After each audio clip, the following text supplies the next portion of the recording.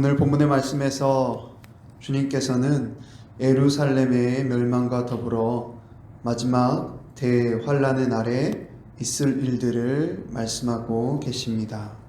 오늘 본문의 예수님의 예언은 1차적으로 예수님께서 승천하신 이후에 얼마 되지 않아 발생할 AD 70년에 로마 제국에 의한 예루살렘 멸망과 유대인의 학살 사건에 대한 예언을 말하고 있는 동시에 이 세상 끝에 있을 대환란에 대한 예언을 말하고 계십니다.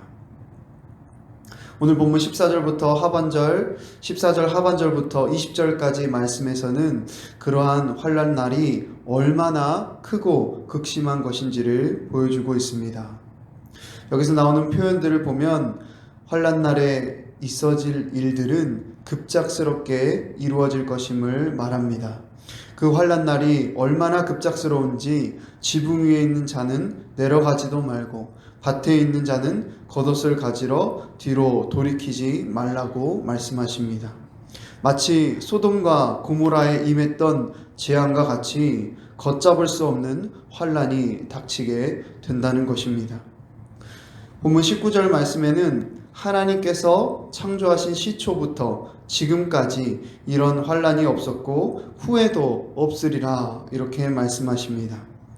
그렇기 때문에 이 예언의 말씀은 단순히 예루살렘의 성전 파괴에 대한 그런 예루살렘의 멸망에 대한 예언뿐만이 아니라 전 인류적인 종말에 있을 일들에 대한 예언이다라고 할 수 있겠습니다. 그러므로 우리는 이와 같은 주님의 말씀을 기억하며 매일매일 주님 오실 날을 준비하는 자로 살아야 하겠습니다. 무슨 일을 하든지 그 시작도 중요하지만 어떻게 끝낼 것인가도 너무나 중요합니다. 시작은 잘했는데 끝이 좋지 않으면 아무 소용이 없습니다. 반대로 시작은 초라했어도 시작은 연약했어도 끝이 아름답고 끝에 열매가 있으면 그것은 성공한 일이 되는 것입니다. 우리 인생도 마찬가지입니다. 하나님께서 우리에게 주신 시간과 날들은 1초도 쉬지 않고 날마다 끝을 향해 달려가고 있습니다. 그러므로 우리는 우리 인생의 끝을 어떻게 마무리할지 날마다 준비해야 합니다. 오늘 본문에서 주님께서 말씀하신 것처럼 인류 역사의 종말에 임할 재앙이 급작스럽게 찾아오듯이 우리 인생의 마지막 날도 우리가 알지 못할 때에 임할 것이기 때문입니다. 그러므로 우리는 주님께서 말씀하신 10처녀의 비유를 기억해야 할 것입니다. 달란트의 비유를 기억해야 할 것입니다. 우리에게 맡기신 사명을 잘 감당하고 우리에게 맡기신 영혼들을 잘 돌보고 우리에게 맡겨주신 시간과 물질과 재능을 주님을 위해 온전히 드리고 사용하다가 주님 앞에 서야 할 것입니다.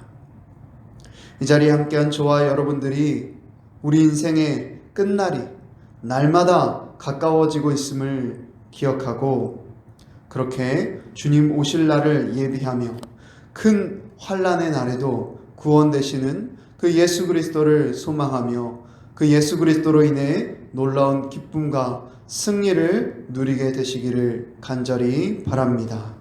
오늘 본문 21절부터 27절 말씀에서는 대환란에 대한 주님의 예언에 이어서 마지막 때에 있어질 일들에 대해서 계속해서 기록하고 있습니다. 21절부터 23절까지 말씀을 여러분들이 한번 읽어보겠습니다. 읽습니다.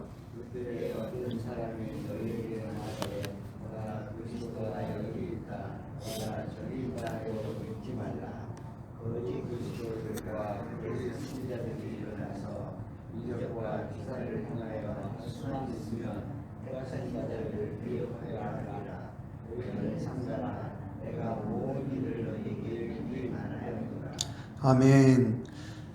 방금 읽으신 21절부터 23절 말씀에서는 마지막 때에 거짓 그리스도들과 거짓 선지자들이 일어나서 이적과 기사를 행하여 택하신 자들을 미혹할 것이라고 말합니다. 택하신 자들을 미혹할 것이다, 이렇게 말하고 있습니다. 그렇습니다. 적 그리스도와 또 거짓 선지자들, 또 악한 영들의 타겟은 교회 밖에 있는 영혼들이 아닙니다. 교회 안에 예수 그리스도를 믿는 자들을 미혹하여서 지옥으로 가게 하는 것이 바로 그들의 궁극적인 목적인 것입니다. 그런데 이들의 미혹하는 방법이 무엇입니까? 오늘 22절 말씀에 보니까 이적과 기사를 행하여 미혹한다고 말하고 있습니다. 신비로운 일들, 초자연적인 일들을 통해서 사람들을 미혹하게 한다는 것입니다. 작년에 넷플릭스라고 하는 이 영상을 시청할 수 있는 어플에서 사이비 교주를 다룬 나는 신이다 라는 다큐멘터리가 화제가 되었습니다.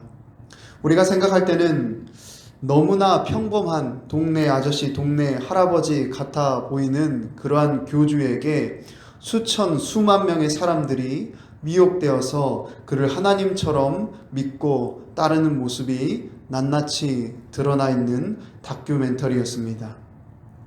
그런데 그 모습 가운데 심지어 그 교주가 사회적으로 심각한 범죄를 저질러서 이미 감옥에 들어가 있는데도 지금 우리의 교주가 당하고 있는 일은 메시아가 당하는 핍박이다, 이렇게 말하면서 그러한 범죄마저도 두둔하고 끝까지 교주를 지키고 따르려고 하는 그런 충격적인 모습도 보게 되었습니다. 그런데 그 안에 있는 사람들 중에 대다수가 정통 교회에서 신앙생활을 했던 사람이었다는 것이 더 충격적인 사실입니다. 그런데 이들이 이렇게 사이비 종교에 빠지게 된 큰 이유 중에 하나는 이 교주들의 초자연적인 능력을 경험했다는 것입니다. 이들은 이전에 교회에서 한 번도 경험해보지 못했던 초자연적인 치유와 초자연적인 예언, 초자연적인 현상들을 보면서 이 교주가 정말 하나님의 사람이구나, 이 교주에게만 구원이 있고 말씀이 있구나 하면서 이 교주를 하나님과 같이 섬기고 믿고 따르게 되었다는 것입니다. 이러한 모든 일들을 우리 주님께서는 미리 아시고 오늘 본문의 말씀에서 예언하고 계시는 것입니다. 21절부터 23절에 뭐라고 말씀하셨습니까? 그때에 어떤 사람이 너희에게 말하되 보라 그리스도가 여기 있다, 보라 저기 있다 하여도 믿지 말라. 거짓 그리스도들과 거짓 선지자들이 일어나서 이적과 기사를 행하여 할 수만 있으면 택하신 자들을 미혹하려 하리라. 너희는 삼가라. 내가 모든 일을 너희에게 미리 말하였노라. 아멘. 여러분, 그 이단 사이비 안에 있는 사람들이 사회에서 바보 멍청이가 아닙니다. 사회에서 교수, 검사, 방송국 PD, 학력이 좋고 능력이 좋고 실력이 좋은 사람들, 세상에서 영향력 있는 사람들, 그런 사람들이 지금 이단 사이비에 빠져 있습니다. 심지어 정통교회 안에서 집사, 권사, 장로, 목사 이러한 직분까지 받았던 사람들이 미혹되어서 거짓 선지자를 따르고 있다는 것입니다. 그렇다는 것은 무엇입니까? 우리라고 미혹되지 않으리라는 법이 없다는 것입니다. 그러므로 말세에 특히 우리가 깨어 있어야 할 한 가지 것은 우리가 신앙생활하는 가운데 어떤 이적과 기사, 초자연적인 현상이 있다고 해서 거기에 집중하고 매몰되지 않아야 한다는 것입니다. 물론 우리 주님께서는 오늘도 여전히 신비한 일들을 행하시고 초자연적인 일들을 행하실 수 있으신 분이십니다. 그러나 신비한 일들이 있다고 해서 다 하나님께서 하시는 일이 아니라는 것을 알아야 합니다. 악한 영들도 충분히 그러한 일들을 할 수 있습니다. 무당과 점쟁이들도 미래를 예언하고 맞출 수도 있습니다. 그러나 그들이 그러한 능력이 있다고 해서 그들에게 구원이 있고 생명의 말씀이 있는 것이 아닙니다. 누군가 그러한 초자연적인 능력을 행사한다고 해서 그가 예수 그리스도가 아니라는 것입니다. 우리는 헷갈리지 말아야 합니다. 오늘 본문의 말씀 26절에서도 예수님께서 다시 오실 때는 이렇게 오신다고 기록합니다. 오늘 26절 말씀 여러분들이 한번 읽어보겠습니다. 읽습니다.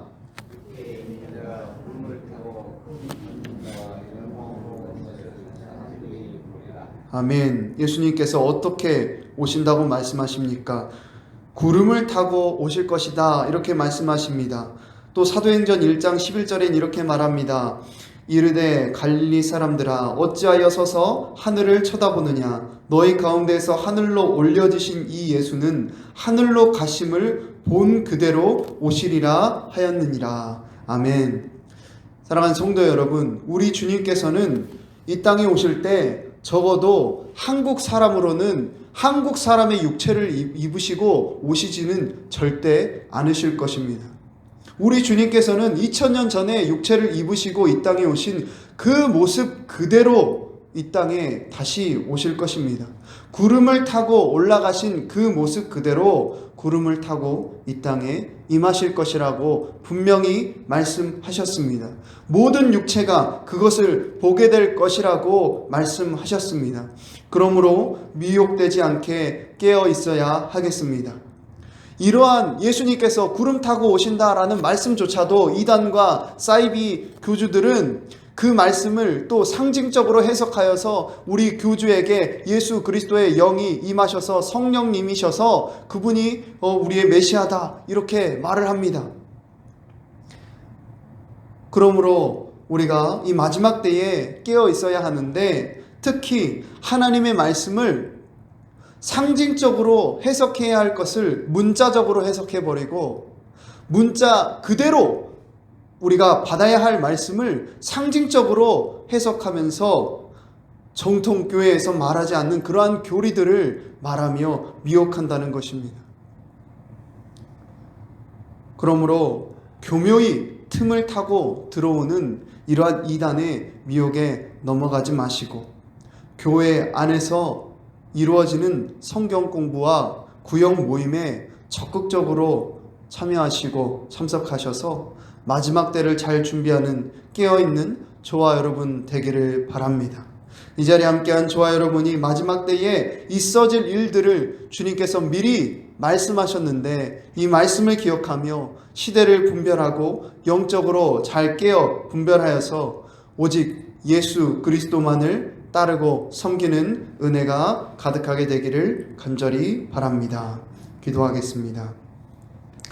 살아계신 하나님, 오늘도 하루를 시작하며 우리에게 귀한 말씀을 통해 다시 한번 우리의 삶을 돌아보게 하시는 은혜를 감사합니다. 살아계신 하나님, 우리에게 주신 이 하루하루의 시간들, 우리 인생의 마지막 날이 가까우고 있고 또 온 인류에게 임할 주님께서 다시 오실 그 재림의 날이 가까이 오고 있음을 날마다 기억하게 하여 주셔서 아버지, 우리 인생 헛되게 낭비하지 않게 하시고 주님을 위하여 온전히 드려지고 주님 오실 날을 날마다 준비하며 깨어있는 우리 인생 되게 하여 주시옵소서.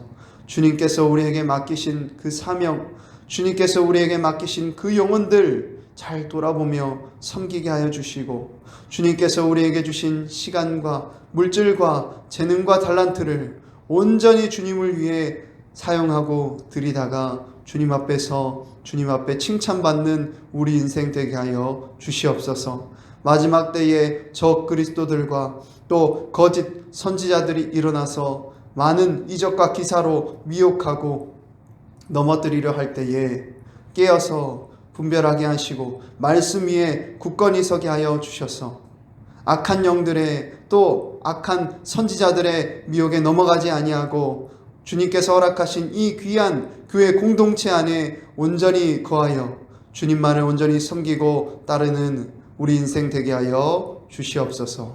감사하며 예수님의 이름으로 기도합니다. 아멘.